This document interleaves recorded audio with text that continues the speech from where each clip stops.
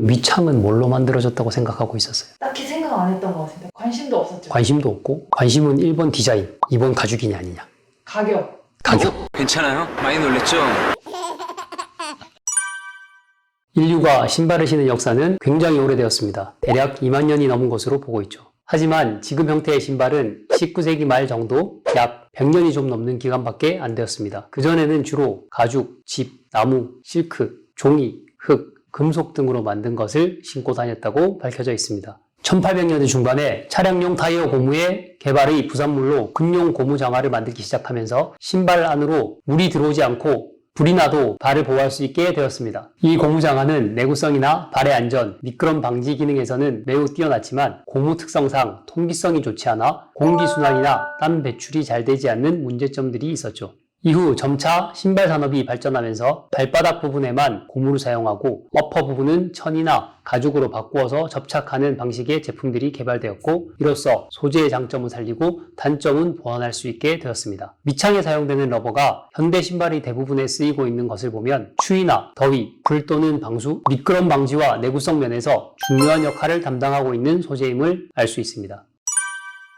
지금 여기 검정색으로 보이는 부분들이 러버 파트들인데요. 이 과거에는 전체 바닥면에 다 사용되었었죠. 초기 단계에는 이 러버를 전체의 통으로 해서 아예 이렇게 장화처럼 만들어서 신거나 고무신. 이 고무 같은 경우는 워낙 특성 자체가 내구성이 뛰어나고 물 같은 것들도 침투가 안 되기 때문에 편안하게 사용할 수 있고, 관리하는 부분들도 그냥 대충 물에 씻어서 이렇게 던져놔도 보존이 잘 되는 형태의 제품들이기 때문에 사용면에 있어서 기능적으로는 뛰어난 제품이긴 합니다.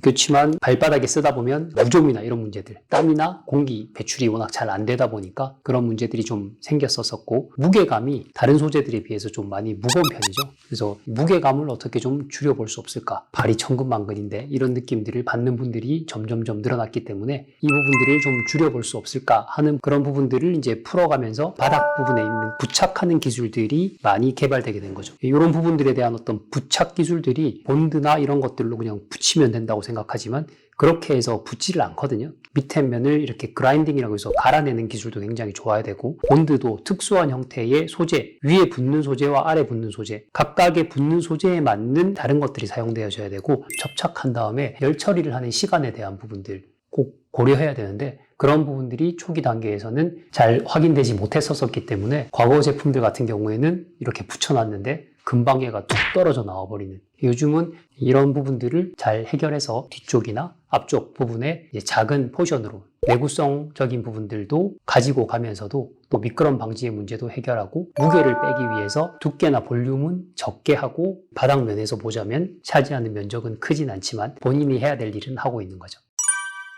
그게 왜 필요한 거죠? 신발 밑바닥에 사용하는 소재 중에서 잘 닳아 없어지지 않는 그런 내구성이 가장 높은 소재는 러버거든요. 미끄러짐 방지, 열이나 물이나 이런 부분들에 있어서도 가장 내구성이 강한 소재가 이 고무 소재고요. 모든 신발에 다 러버 파트가 기본적으로 다 부착되어 있나요? 그렇지 않습니다. 하나의 통으로 나오는 슬리퍼 제품들, 그런 제품들 보면은 바닥에 아무것도 안 붙어 있잖아요. 그 밑에 뭔가가 더 부착된다라는 건 훨씬 더 기술이 많이 들어가거든요. 러버 파트를 붙인다라는 건 단순히 파트만의 가격뿐만 아니라 시간이나 컨베이어 설비 또는 열성형 기기의 설비, 이런 부분들이 훨씬 더 많이 필요한 작업이기 때문에 모든 제품들의 파트들을 붙여놓고 있지는 않습니다.